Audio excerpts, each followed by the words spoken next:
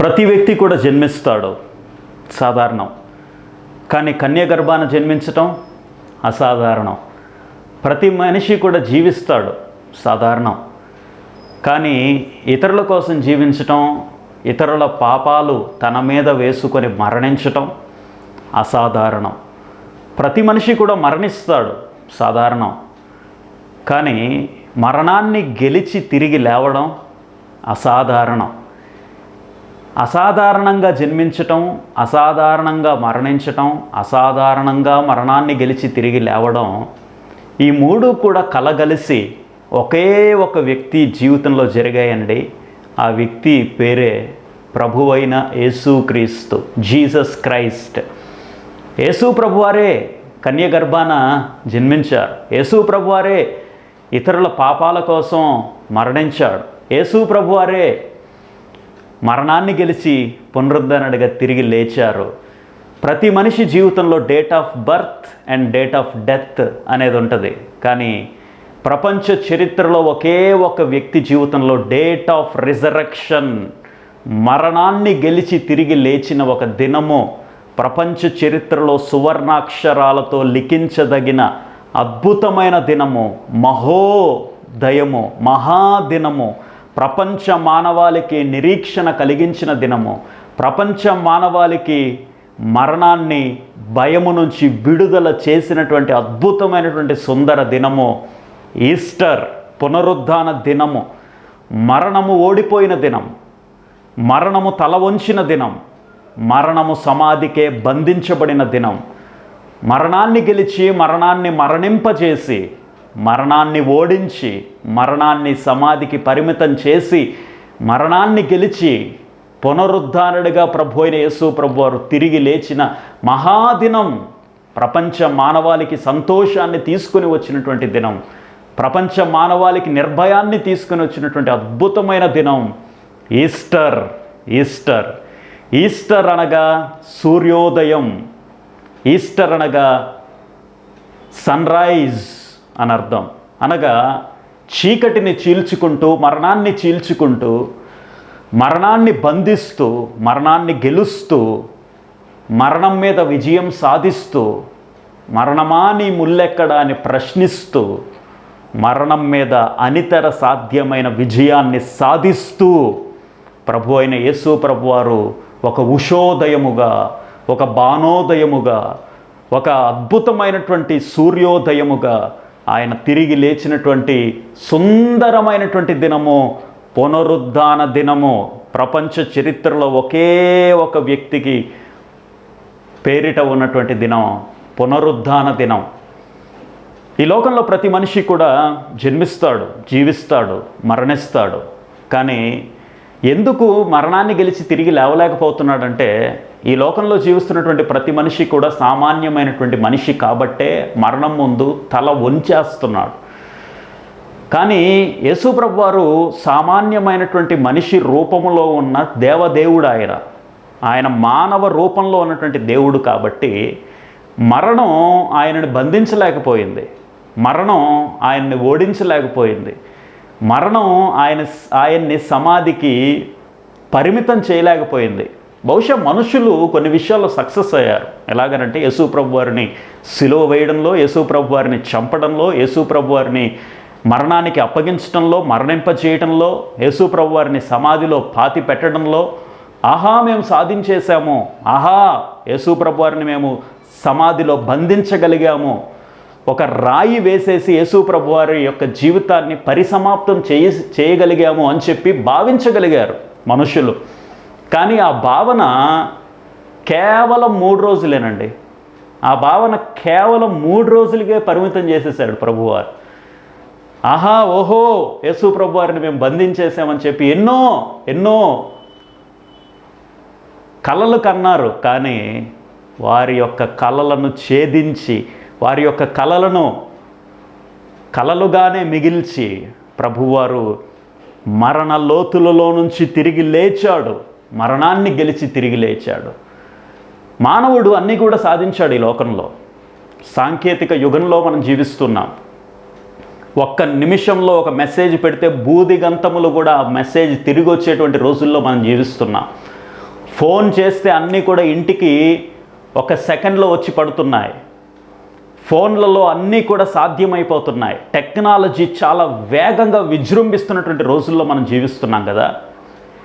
మానవుడు ఆకాశంలోకి వెళ్ళగలుగుతున్నాడు, భూదిగంతంలోనికి వెళ్ళగలుగుతున్నాడు, భూమండలమంతా కూడా సంచారం చేయగలుగుతున్నాడు, గాలిలో విహరించగలుగుతున్నాడు, ఆకాశంలో తిరగగలుగుతున్నాడు, భూమంతా కూడా వ్యాపించగలుగుతున్నాడు, పేరు ప్రఖ్యాతులు సాధించగలుగుతున్నాడు, అధికార దర్పము అనుభవించగలుగుతున్నాడు, ఏక మాటతో ప్రపంచ అధికారాలను శాసించగలుగుతున్నాడు, ప్రపంచంలో ఒక ఉన్నతమైనటువంటి హోదాను సాధించగలుగుతున్నాడు, కోటాను కోట్ల రూపాయలు వెనక వేసుకోగలుగుతున్నాడు, భవంతులను కట్టించగలుగుతున్నాడు, ఒక అద్భుతమైన జీవన విధానంలో వాహనాలలో ప్రయాణించగలుగుతున్నాడు, వాహనాలను నిర్మించుకోగలుగుతున్నాడు, భూమిని బద్దలు చేయగలుగుతున్నాడు, కొండలను పటాపంచలు చేయగలుగుతున్నాడు.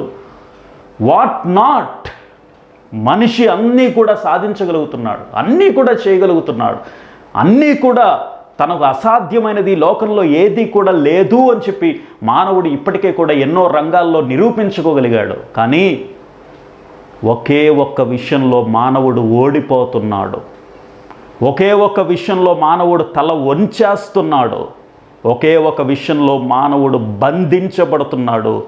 ఓటమిని ఒప్పుకోక తప్పని మానవుడు బోరున విలపిస్తున్నాడు.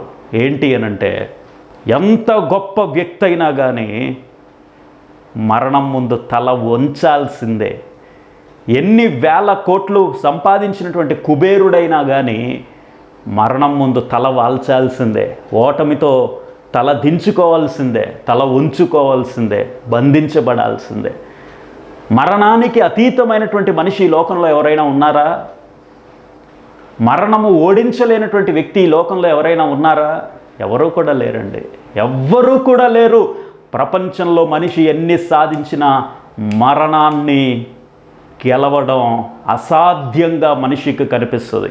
మరణాన్ని గెలవడం అసాధ్యం అని చెప్పి మనిషి అనుకుంటూ ఉన్నటువంటి సందర్భంలో, మరణం ముందు ఓడిపోతున్నటువంటి సందర్భంలో, మరణం ముందు తల ఉంచుతున్నటువంటి సందర్భంలో ఈ లోకానికి వచ్చాడండి, ఈ లోకంలో అడుగు పెట్టాడండి. ఈ లోకంలో ఒక ఉషోదయములాగా ఈ లోకంలో జన్మించాడండి.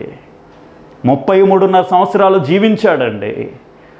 మనుషుల పాపాలన్నీ కూడా తన భుజస్కంధాల మీద వేసుకొని ఆ మానవ పాప భారమంతా కూడా సిలువలో అనుభవించాడండి. తన శరీరం అంతా కూడా గాయపరచబడి రక్తము కార్చాడండి. ముండ్ల కిరీటము, పక్కలో బల్లెపు పోటు, కాళ్ళకి చేతులకి మేకులతో అల్లాడిపోయాడండి. సిలువ మీద ప్రపంచ మానవాళి యొక్క పాపమంతా కూడా తన భుజస్కంధాల మీద వేసుకొని భరించలేనటువంటి ఆ పాప భారాన్ని మోసాడండి, మరణించాడండి. ఆ సిలువ దిగి సమాధిలోకి వెళ్ళాడండి. అంతటితో ఆయన జీవితం అయిపోయిందని చెప్పి అందరూ కూడా భావించారండి. అది తప్పు అని చెప్పి నిరూపణ చేస్తూ ప్రభు అయిన యేసుక్రీస్తు ప్రభువారు ఆ మరణాన్ని ఓడించి తిరిగి లేచి ప్రపంచ చరిత్ర స్థితిగతులనే మార్చగలిగాడండి. అంత గొప్ప మహనీయుడు, అంత గొప్ప మహాపురుషుడు, అంత గొప్ప యుగ యుగాలకి ఒకే ఒక్క పురుషుడు, ప్రపంచ చరిత్రలో ఒకే ఒక్కవాడు ప్రభు అయిన యేసుక్రీస్తు వారు తప్ప ఈ ప్రపంచంలో ఎవరు కూడా లేరండి. ప్రపంచ మానవాళి మరణం ముందు ఓడిపోతే యేసు ప్రభు ముందు మరణమే ఓడిపోయింది. యేసు ప్రభు ముందు మరణము తల వంచింది, యేసు ప్రభు ముందు మరణము తల వాల్చింది. మరణము ఆయన్ని ఏమీ కూడా చేయలేకపోయింది. ఎందుకు?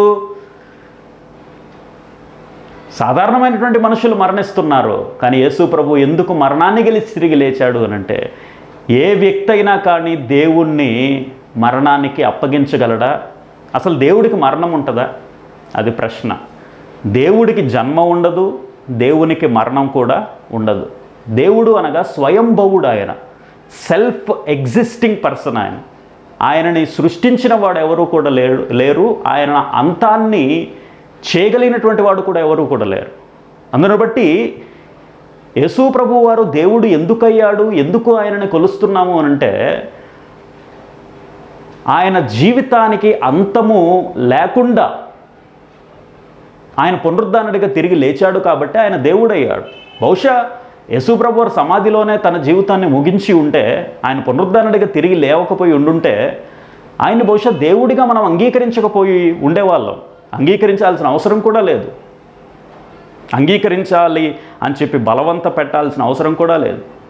యేసుప్రభు వారు మరణాన్ని గెలిచి తిరిగి లేచాడు కాబట్టే, మరణము ఆయన్ని బంధించలేదు కాబట్టే యేసుప్రభు వారి నిరోధన ఆరాధన చేస్తున్నాం. ప్రపంచమంతా కూడా కోటాను కోట్ల సంఘాలు వెలిశాయి. ప్రపంచమంతా కూడా క్రైస్తవులు విస్తరించారు. క్రైస్తవుల జనాభా ప్రపంచమంతా కూడా వ్యాప్తి చెందుతూ ఉంది.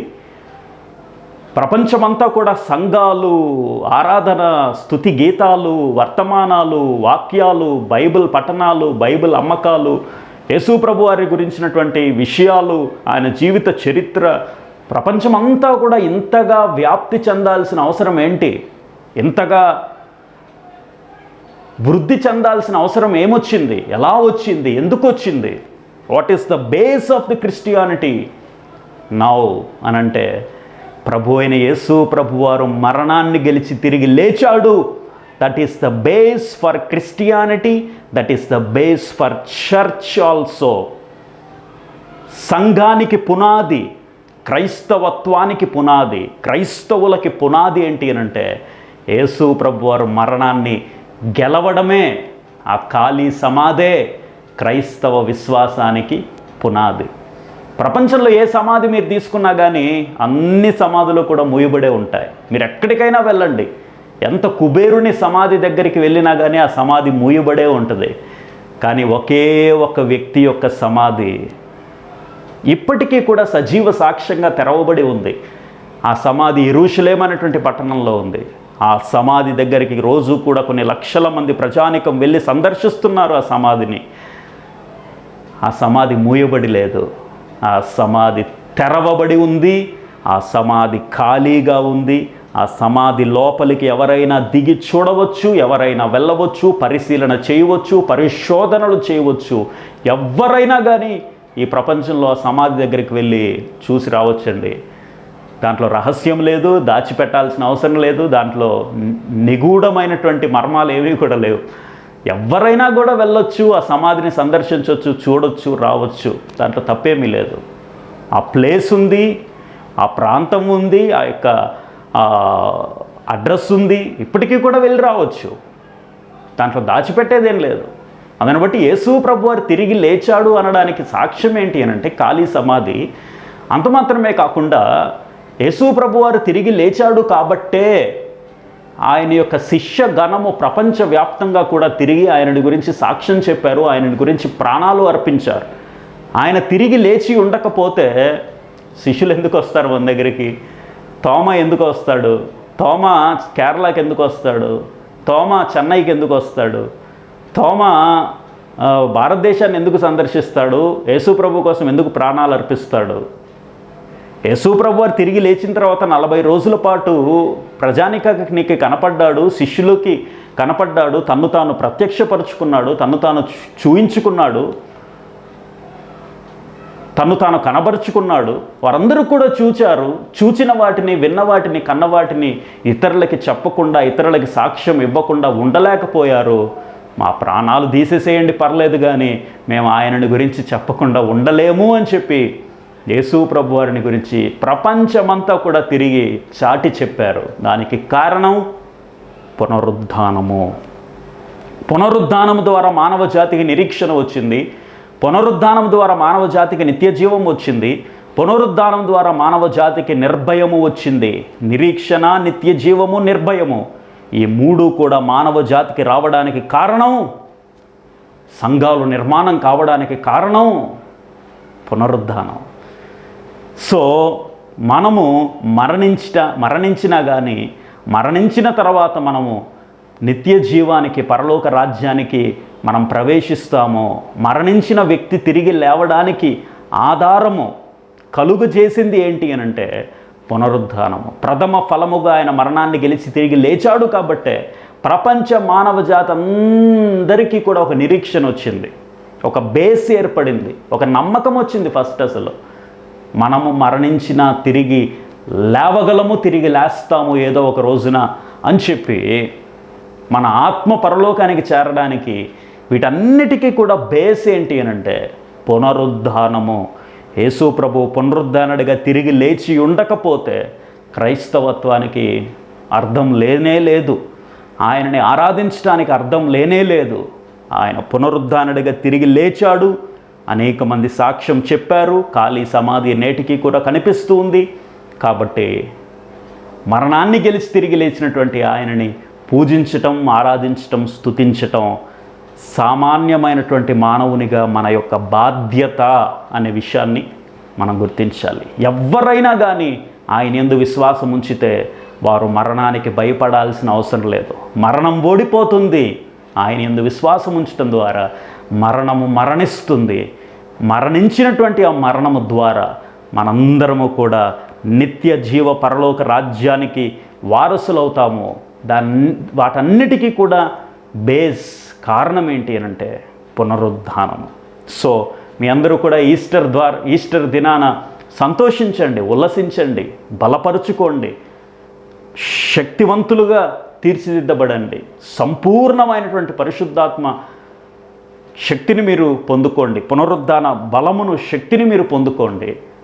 దిగులు చెందొద్దు, భయపడొద్దు. పునరుద్ధానము ద్వారా కలిగేటువంటి అనిర్వచనీయమైనటువంటి అనుభూతిని పొందుకోండి, సంతోషించండి, ఆ మహనీయుణ్ణి స్తుతించండి, కీర్తించండి, కొనియాడండి. మన జీవితంలో ఆ పునరుద్ధాన శక్తిని అనుభవిస్తూ ఈ లోకంలో ఆయన కోసం సాక్షులుగా జీవించాలని ఈ ఈస్టర్ సందర్భంగా మీకు తెలియజేస్తూ ముగిస్తున్నాను.